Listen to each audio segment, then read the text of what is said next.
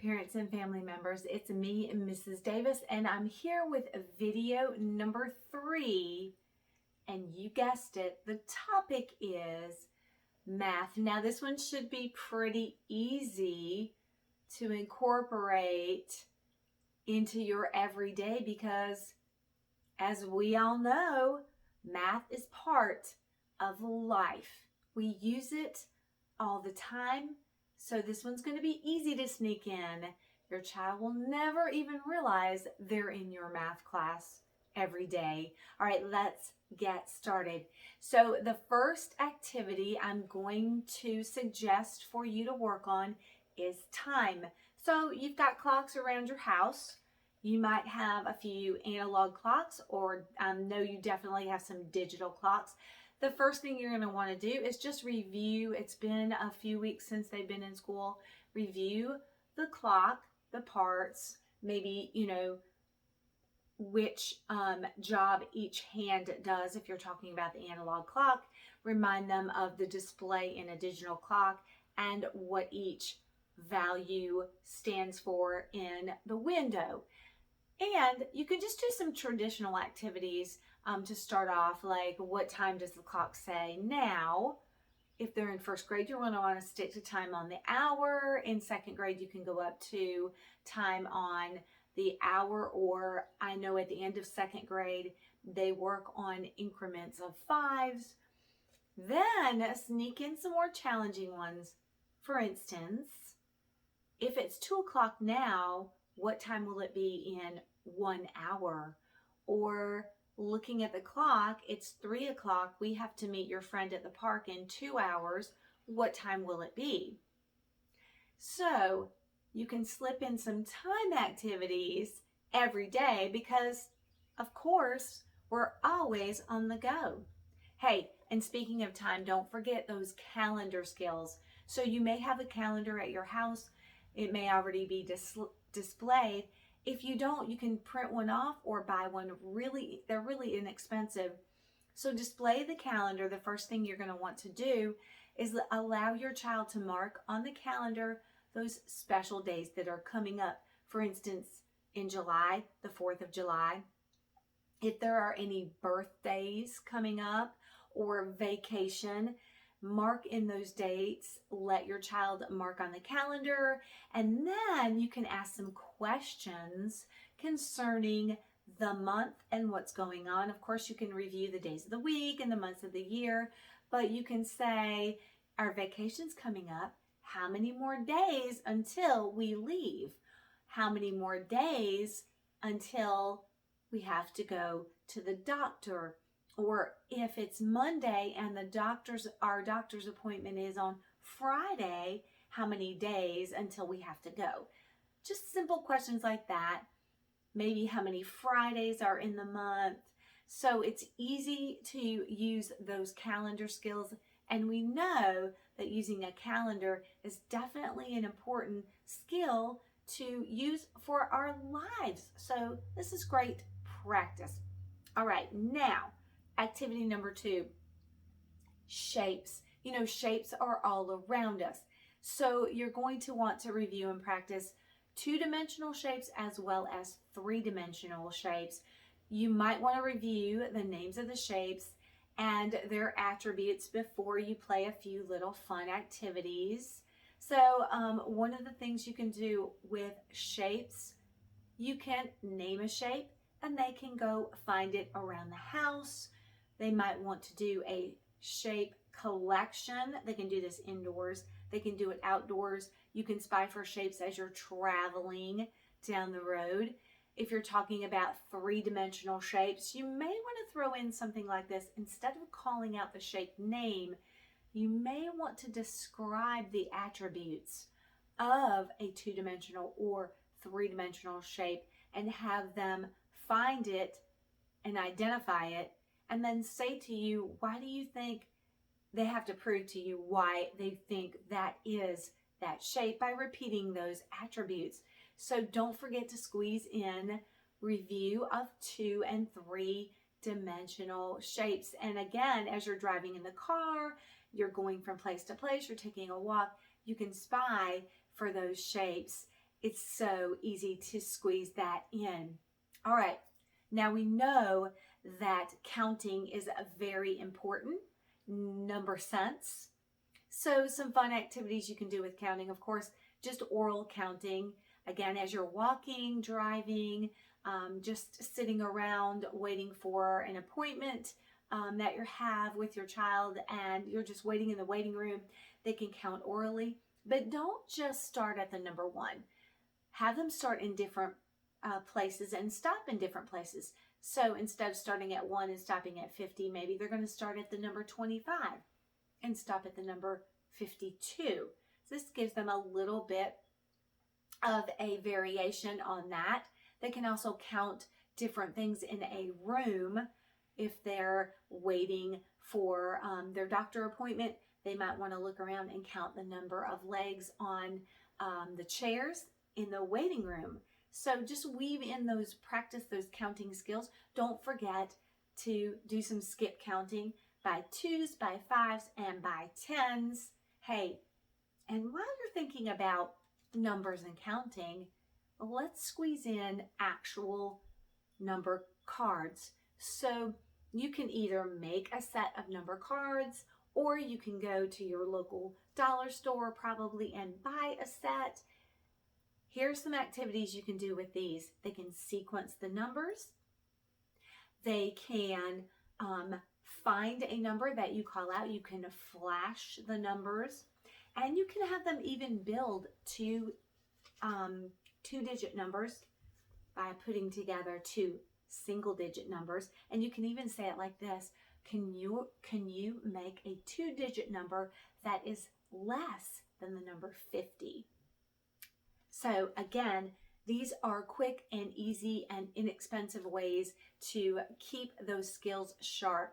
Now, if you have access to a printer, or you can find a 100 chart in a store, this is also a great way to practice those number skills, adding skills, place value skills. So simply get some colored chips, those bingo chips, pennies, coins, cereal, beans, whatever you have to mark a called out, whatever you're calling out, a number or a number if you're giving a clue about a number. So simply start with an easy activity, find a number, and then you might want to slip in, can you find the number that comes before a given number, or after, or in between? Or you can say, what number is the same value as 4 plus 5? And then they have to add or subtract. If you're saying what number is 10 minus 1. That way you can get in those adding and subtracting skills. You might even say, what number has 9 tens and 4 ones? So again, quick and easy, no paper and pencil involved, a fun way to practice lots of different skills on this one chart. If you don't forget, you can print one off or probably find it at a dollar store, or even make one by hand. That might be fun to let your child build one by drawing the grid. Yeah, that's going to take a little bit of work, but hey, you've got all summer.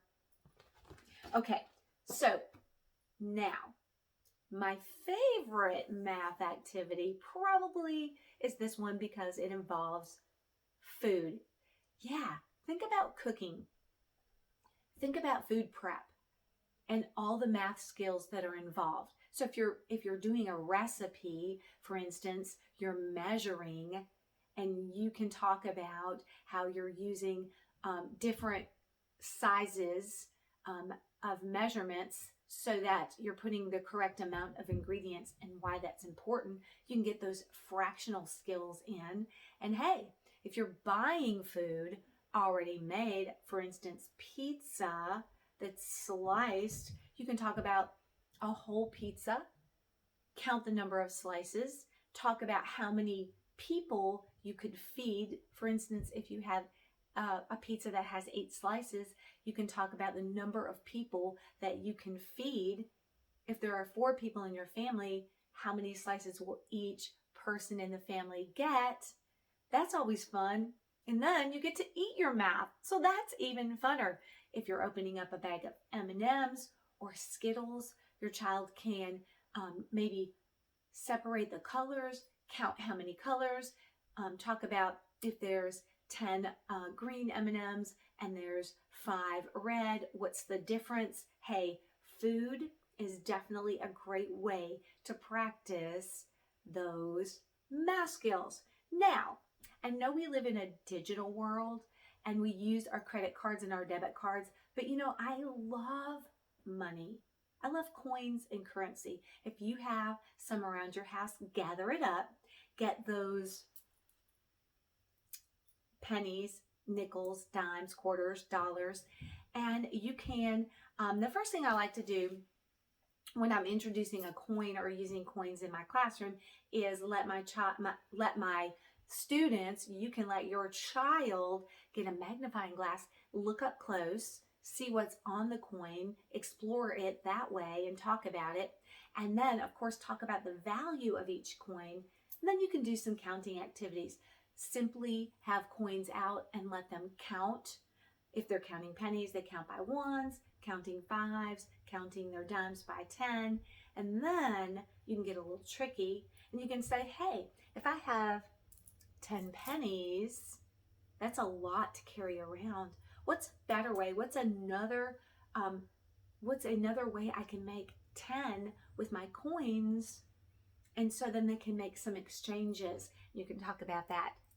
2 fives, 2 nickels is the same value as 10 pennies. Or 1 dime is the same value as 10 pennies. It's also make an exchange, make an equal trade. And again, you can get those fractional skills in by talking about quarters. 4 quarters makes a whole. You can talk about fourths. Hey, money is really, really fun to work with and it's a life skill. So pull out that currency, pull out those coins, pull out those dollars. And if your child is working this summer for you, doing a few chores and earning some money, this is another great way to talk about how we save and spend, get those addition and subtraction skills. Talk about if I have earned $5 and I want a toy that costs $6, how much more money do I need? And how many more chores am I going to have to do to earn that? So definitely break out the coins and the money. Okay, this one's going to be a fun one. Yeah. How about playing some games? There's lots of math involved in these simple board games. Now this game, is kid version of Monopoly.